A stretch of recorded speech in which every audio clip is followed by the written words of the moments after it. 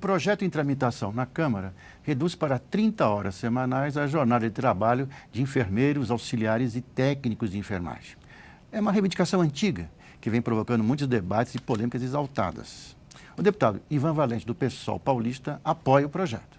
O Palavra Aberta é uma produção da rádio e da TV Câmara. Já falei que o deputado Ivan Valente apoia o projeto, porque eu já li, já ouvi comentários seus, quer dizer, acompanho um pouco, sei que o senhor apoia. Mas, deputado Ivan Valente, para começar, quer dizer, esse é um projeto que está tramitando, tem simpatia de muitos deputados, apoio de muitos deputados, mas a gente sabe também que o governo não é simpático a essa questão, essa causa. Ele acha que isso vai ser uma despesa imensa. Então, eu queria começar perguntando um pouco sobre isso. Quer dizer, esse raciocínio da despesa, essa despesa imensa que pode quebrar, eventualmente, né, setores aí da área de saúde, o senhor acha que é um argumento que deve ser levado em consideração mesmo? Ou é uma daquelas histórias assim, um pouco para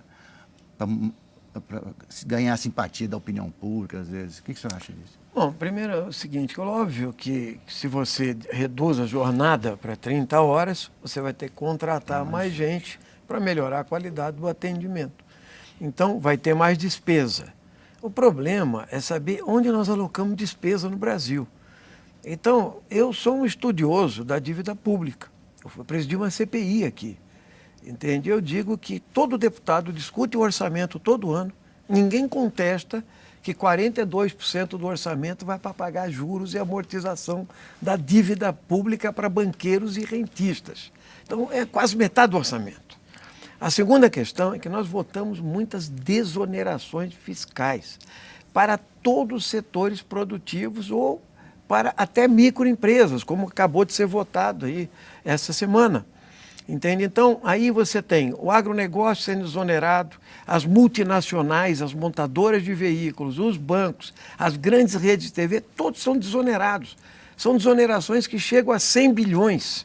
Explicando para o nosso telespectador, o senhor está dando um exemplo, o mais notório, eu acho que é das montadoras de veículos, ou seja, para manter aquecida aquela área, o setor, o mercado, então o governo deixa de receber impostos, isso. Não é isso? Desonera, não é? O IPI no caso, para manter a venda elevada, para manter aquecido o mercado. Isso significa bilhões e bilhões de reais sempre. Só para entender, só numa rodada, o governo Lula e o governo Serra, como governador de São Paulo, deram 8 bilhões para as montadoras em isenções. E 4 meses depois, elas enviaram para o exterior 12 bilhões a título de remessa de lucros para suas matrizes. São coisas que acontecem, né?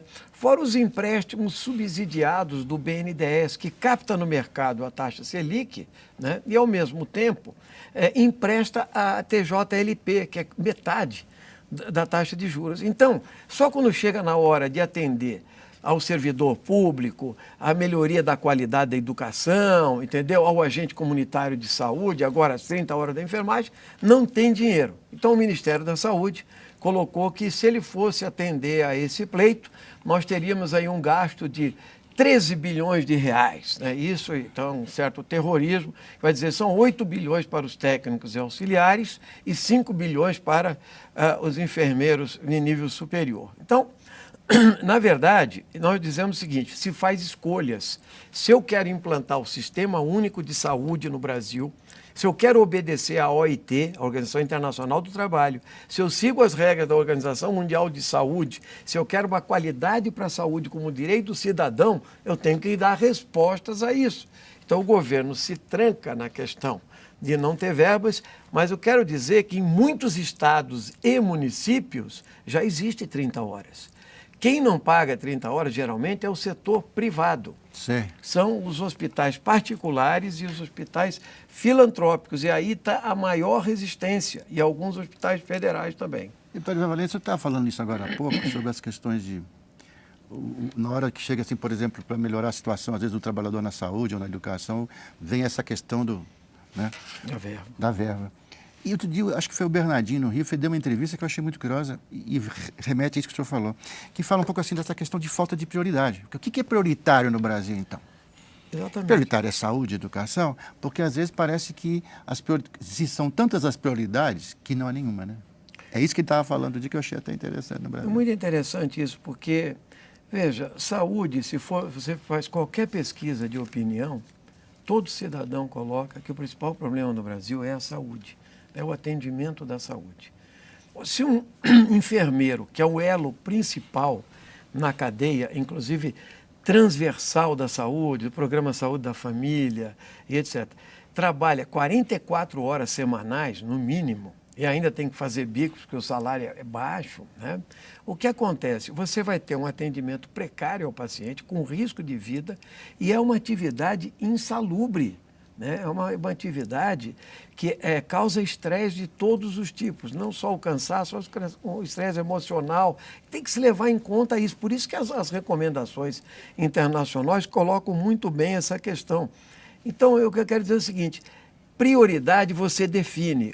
Agregação de recursos se constrói e se negocia. E não se fala, não tem dinheiro. Né? Quando os setores poderosos que fazem lobby no Congresso Nacional, inclusive os hospitais particulares e as santas casas, que são muitos também, hospitais particulares, donos de planos de saúde, que estão sendo duramente criticados, até nos meios de comunicação de massa, entende?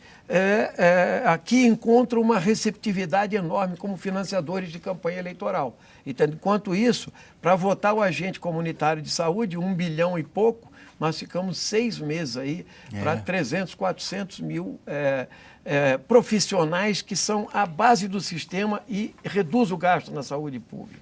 Agora, deputado, nessa questão, então, de redução da jornada semanal dos enfermeiros, dos técnicos, né, dos auxiliares de enfermagem, em que pé que nós estamos? Quer dizer, a gente está aqui às vésperas da Copa do Mundo, né?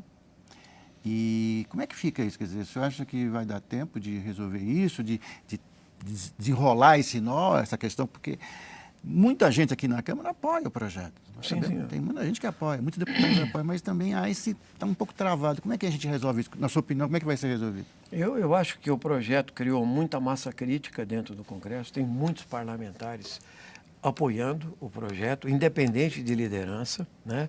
E agora nós estamos chegando a um ponto conclusivo, né? E numa reunião de líderes efetivada na Casa da Presidência da República, inclusive com hospitais, com representantes da Federação de Enfermagem, etc., e os líderes, se acordou criar um grupo de trabalho, né?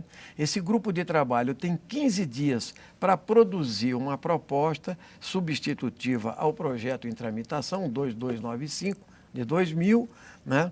Tentar chegar a um acordo. O presidente Henrique Alves colocou que, se não se chegar a esse acordo, ele colocará o projeto em votação no plenário, projeto original em votação no plenário, até o fim do recesso parlamentar, ou seja, até o dia 17 de junho. E nós apoiamos essa atitude, porque eu acho que quando não se chega a um denominador comum, o projeto precisa ir a voto.